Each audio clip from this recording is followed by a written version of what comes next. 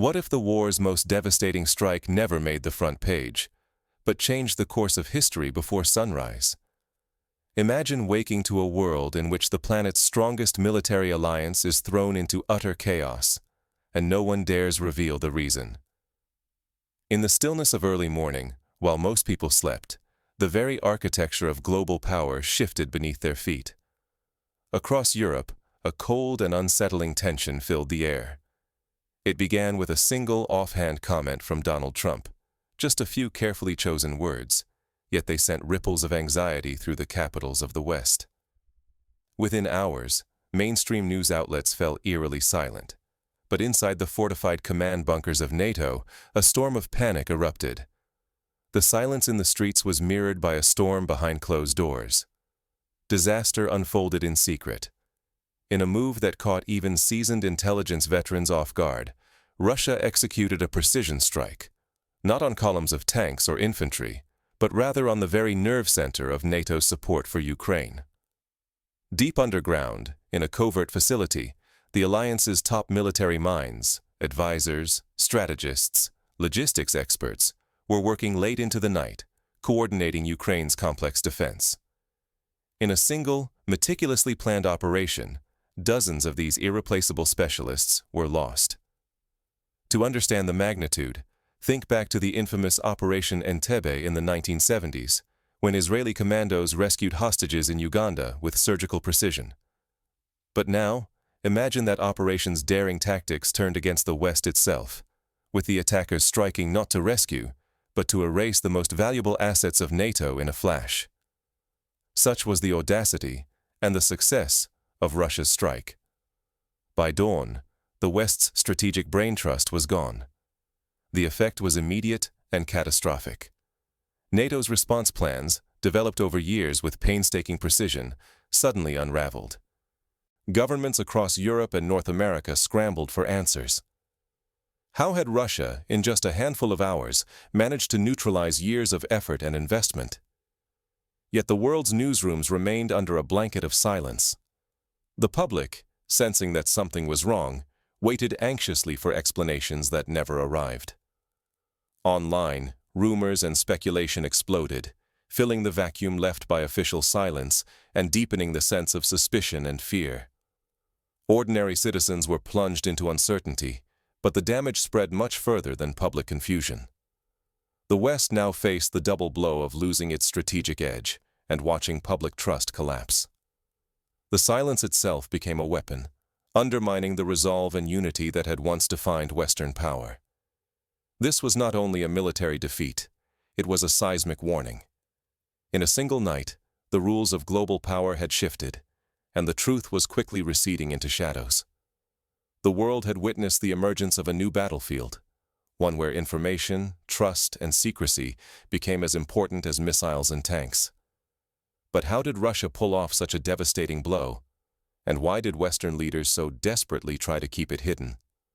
To answer that, we must retrace the hidden chain of decisions, mistakes, and secrets that led to this silent turning point. For decades, NATO managed conflicts from behind a veil of sophisticated technology, expert advisors, and a tightly guarded wall of secrecy. This approach had worked in the Balkans, in Afghanistan, and in countless smaller conflicts. But in a single shattering night, that illusion crumbled. Western control and the myth of invulnerability collapsed in mere hours, leaving leaders reeling and unable to communicate even with their own citizens. In both Brussels and Washington, command centers froze. These capitals, accustomed to shaping narratives and steering global events, suddenly found themselves unable to explain what had happened, even to their closest allies. The Western playbook, quiet intervention, hidden advisory teams, the invisible hand-guiding events, had failed in full view of the world. The strike on NATO's command hub was not merely an attack on infrastructure. It was a direct assault on the core of the alliance's strategic doctrine. For years, foreign experts and mid-level officers had quietly coordinated every major Ukrainian operation, from air defense to cyber warfare. That night, most of them would not see another sunrise. This event echoed the shock of the Pearl Harbor attack in the early 1940s, when a single surprise strike forced the United States to rethink its entire military posture. But now, it was NATO, long considered unassailable, that found itself vulnerable and exposed. As panic spread through the alliance, Moscow revealed a new way of fighting. Russia deployed the latest in electronic warfare systems, using them with surgical precision. Western attempts at rescue were thwarted. Helicopters equipped with the most cutting-edge night navigation technology could not fly. Communications broke down. GPS signals vanished, leaving pilots disoriented and forced to land without guidance, uncertain if they would ever make it out alive. This single operation redefined hundreds of kilometers of the front line. It was as if someone had pressed a reset button on the war itself. For the first time, inside NATO's most secure war rooms, commanders were forced to reconsider every assumption. The loss of so many elite specialists was not just a setback, it was a public demonstration that Moscow could, at will, redefine the rules of modern warfare. The stakes had never been higher. NATO's reputation for security, its decades of operational secrecy, even the alliance's internal unity, all now stood on the brink. The world saw, in real time, that when Western experts are targeted, the entire system falters. The myth of Western invulnerability collapsed in front of a global audience, reminiscent of the fall of the Berlin Wall, when the world realized an old era had ended overnight.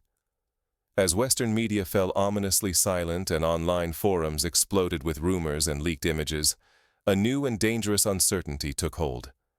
No amount of censorship or narrative control could conceal the true scale of the disaster. The West faced a dilemma: to reveal the extent of the losses and risk panic, or to conceal them and risk even greater disaster later. In the aftermath, as the dust settled and the world tried to make sense of the chaos, the true cost for Ukraine, and for the West, became devastatingly clear. But the immediate shock was only the beginning. The world was about to see just how deep the cracks in the old order truly ran. While Russia relentlessly hunted NATO's elite, Ukraine's army began to disintegrate from within. The fallout from the surgical strike on a Western command hub shattered Ukraine's ability to coordinate its defenses. In a single night, dozens of Western advisors, veterans in air defense, drone warfare, and advanced rocketry, were gone. Without these specialists, Ukraine's most sophisticated weapons became little more than cold, inert metal. There was suddenly no one left to train the next generation of soldiers or to troubleshoot the complex Western equipment. On the front lines, cracks widened into chasms. Stories spread of commanders demanding bribes for essential supplies, trading leave passes for favors, and sending dissenters on suicide missions as retribution. Soldiers whispered of extortion, cruelty, and an awful realization. Corruption within their own ranks was now as deadly as any Russian missile. This internal decay was not unique to Ukraine. Historically, armies under stress often succumbed to corruption and infighting. In the final years of the Soviet-Afghan War, for example, Soviet units lost faith in their commanders, leading to a collapse in discipline and morale. Now, a similar rot threatened to consume Ukraine's defenders. As confidence in leadership evaporated, so did the will to resist. Morale in several brigades collapsed.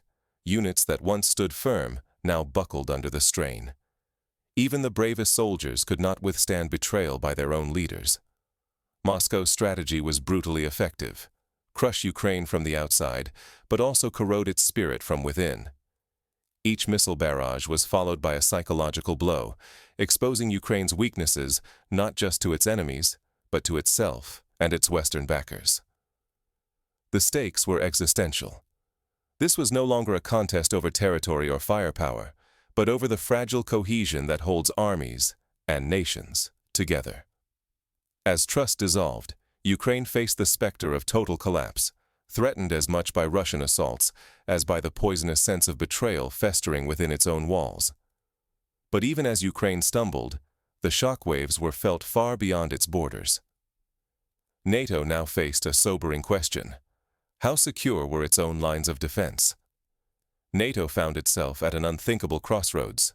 reveal the staggering scale of its losses and risk breaking public resolve, or conceal the truth and gamble with even greater disaster later.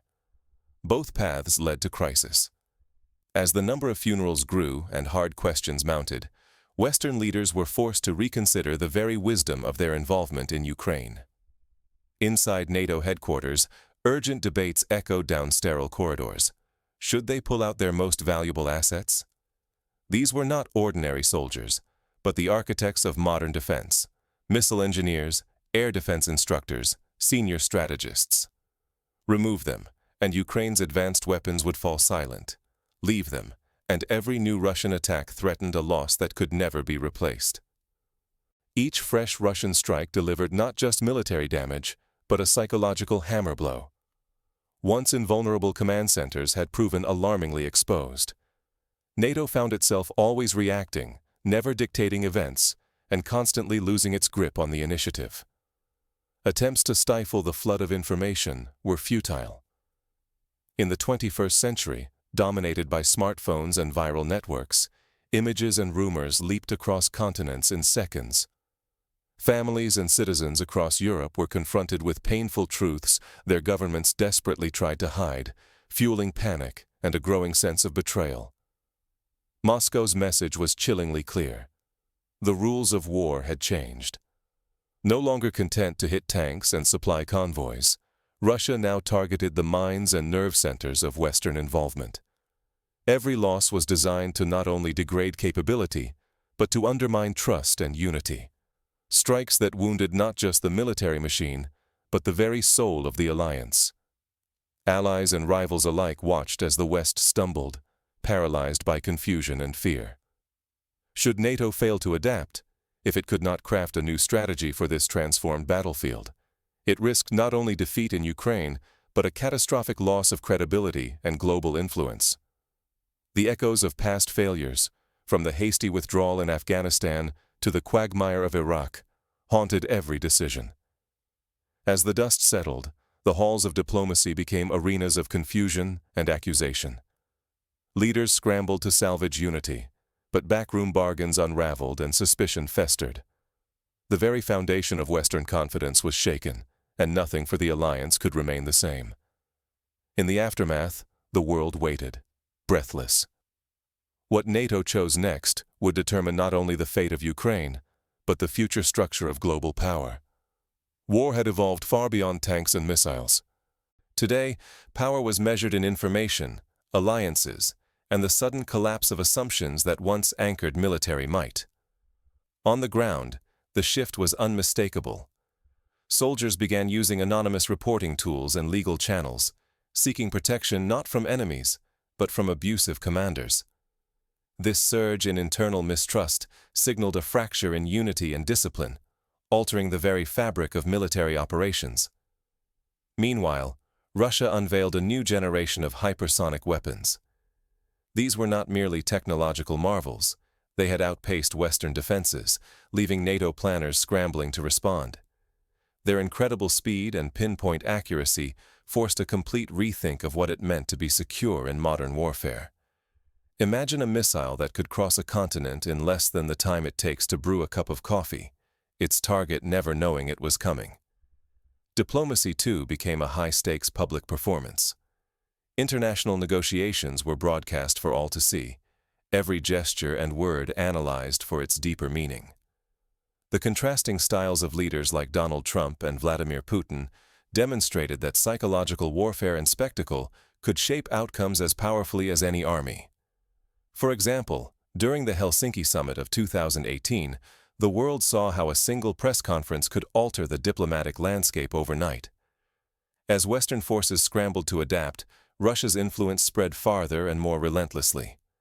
Nowhere was truly safe. Modern intelligence and missile technology had erased the distinction between front lines and rear areas. The idea of a safe zone, once a given in military planning, had become a relic of the past. While leaders argued and diplomats issued warnings, the pace of real events left bureaucracy hopelessly behind. The battlefield dictated the future, faster and more ruthlessly than official channels could hope to keep up. For those watching, this conflict was not distant or abstract. Our sense of security, the trust we placed in our leaders, and the role of the media were all under relentless strain. Failing to understand this new kind of warfare, shaped by technology, information, and internal fractures, meant risking everything, from national policy to personal safety. The night's events stripped away illusions of stability. Everything that once seemed certain about power, alliances, and safety was suddenly in question. Just as the collapse of Lehman Brothers in 2008 exposed hidden weaknesses in the global financial system, so too did this strike expose the vulnerabilities at the heart of Western security. The next chapter of this war would not be decided by weapons alone. Whoever controlled the narrative, and the truth itself, would shape what came next. In this new environment, information was as lethal as any missile. In a single, devastating night, the world witnessed more than just a military shift. The rules of conflict were rewritten in front of our eyes. Russia's precision strike did not just cripple hardware, it exposed the deep strategic and moral fractures hidden within NATO and Ukraine.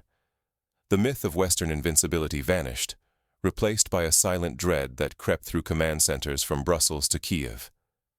But now, the true front lines were no longer drawn by lines of tanks or barrages of missiles. The real struggle was over information, what was revealed, what remained hidden, and who got to write the story. The deafening silence from Western media after that night spoke volumes. In an era when no secret stays buried for long, what does it mean when the most powerful voices choose to remain silent?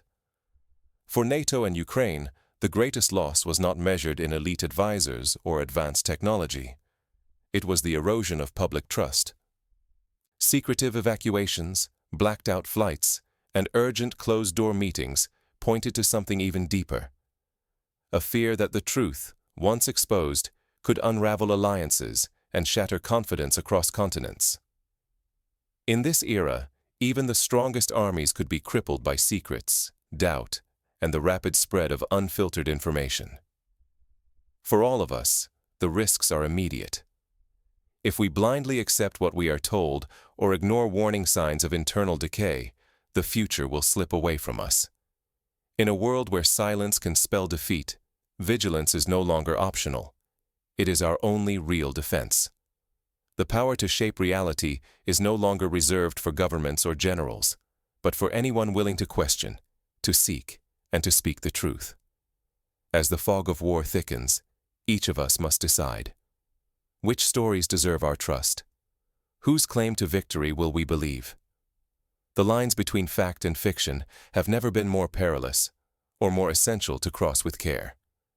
To close, let us look forward with both caution and resolve. History has shown that moments of crisis can either shatter societies or forge new kinds of unity. In the Second World War, the shock of early defeats gave way to unbreakable resolve. In the Cold War, moments of existential risk forced innovation and eventually a new kind of peace. The question before us now: will the West adapt to this new era of invisible, information-driven warfare, or will it repeat the mistakes of the past? Practical steps can be taken. Governments must rebuild trust by communicating openly with their citizens, even when the news is grim. Military leaders should invest in resilience, not just in technology, but in the morale and ethics of their forces. The public must become active participants in the search for truth, demanding accountability and transparency at every level. The world stands at a crossroads. The outcome depends not just on what happens on the battlefield, but on how we choose to respond to the silence, the secrets, and the stories that shape our shared future. In this new war, every voice matters. Will we listen? And will we act?